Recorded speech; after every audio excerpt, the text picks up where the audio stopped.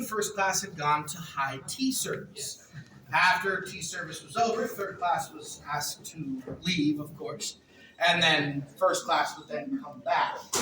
However, first class agreed upon this only if, when third class left the area, they would drain the pool, clean it, and refill it every single time.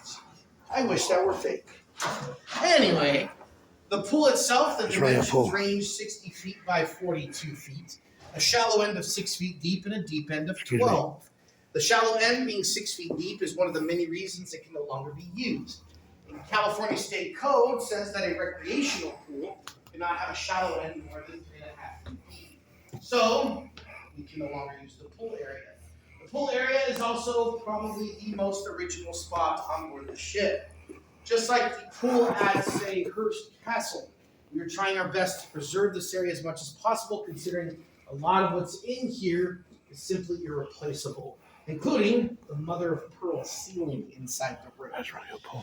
This was also a sleeping quarter for the troops, so bunks were built inside the pool area, and they slept about 150 troops in this one room alone. I should state, though, that it sits on top of a boiler room with an average temperature of 115 degrees Fahrenheit.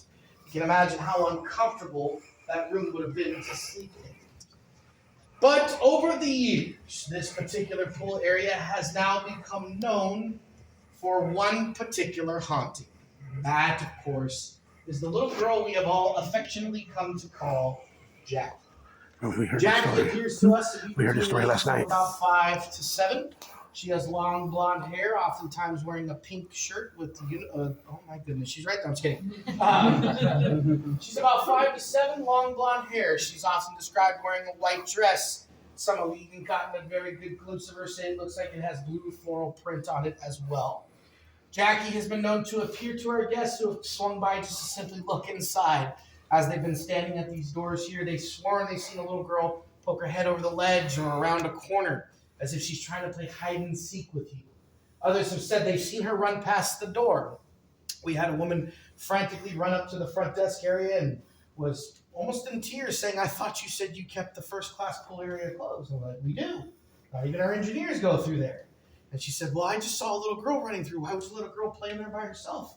And we calmed her down and said, "Ma'am, oh, don't worry, that's just Jackie. She's fine."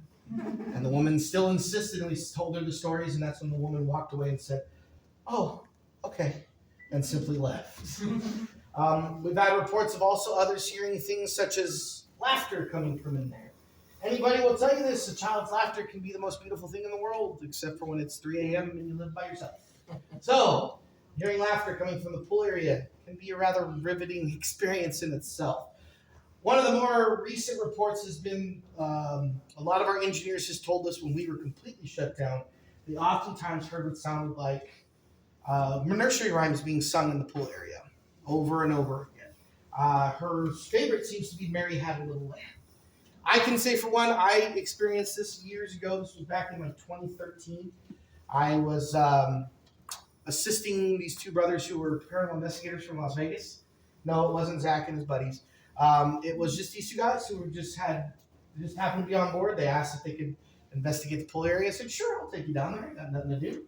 And we went in, and nothing was really responding. And I just said, "Hey," and jokingly I said, "Hey, Jackie, why don't you sing us a nursery rhyme?"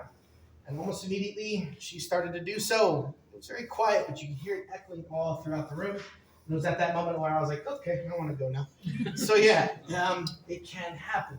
But Jackie also appears to be the most powerful spirit on board, simply because she's not only seen in this area here, but on many decks throughout the hotel, and has recently been reported seen out in the Big White Dome. Anybody doesn't know what that dome is, it used to be the home of the Spruce Goose airplane built by Howard Hughes. However, that moved up to Oregon in the early 90s. It then became a sound stage. So if you've seen the first Pirates of the Caribbean, that's where the Isle of Tortuga was filmed. And if you saw Batman and Robin, that's where they filmed the Batcave. But now it is owned by Carnival Cruise Line, and they run their customs through there for their cruise ships. But their security guards have called to us and said that they've seen a little girl running the upper catwalks in the dome area. And at this point, they know it's Jackie, so they simply stopped calling now. The first few times they were pretty frantic, but as of now, they just tell us now whenever they see her We say, oh, okay, well, you can just send her back. We'd like to have her in our pool again. Now, who is Jackie? Again, it's a mystery, considering no child deaths were reported on board the ship. Also, this could have been a death during the bride and baby shuttle after the war. Considering no death records were kept, she may have met her end, unfortunately, on board the ship at that time. Why the pool area? Again, a mystery. Some theorize, she may have drowned in the second-class pool area. If that's true, considering that is no longer there, Jackie seemed to have given herself a little upgrade. But whoever she is, she definitely will make herself known, especially to our little ones. Right here. No, you'll be okay. Don't worry. Yeah, so all in all, folks, whatever it is that may be haunting the Queen Mary, we're not entirely sure. Keep in mind, an area can be imprinted by just simply the energy that has been on board. This ship has seen the height of emotion and the lows of emotion. Remember, we were a party ship for many of the world's elite and everybody else in between as we were traveling the North Atlantic. We were also a warship that had unease and dread on board. Those things can simply imprint onto an area and create the entities that we have. We also experience deaths on board. Sometimes paranormal activity can be centered around a death that may have happened unexpectedly or tragically.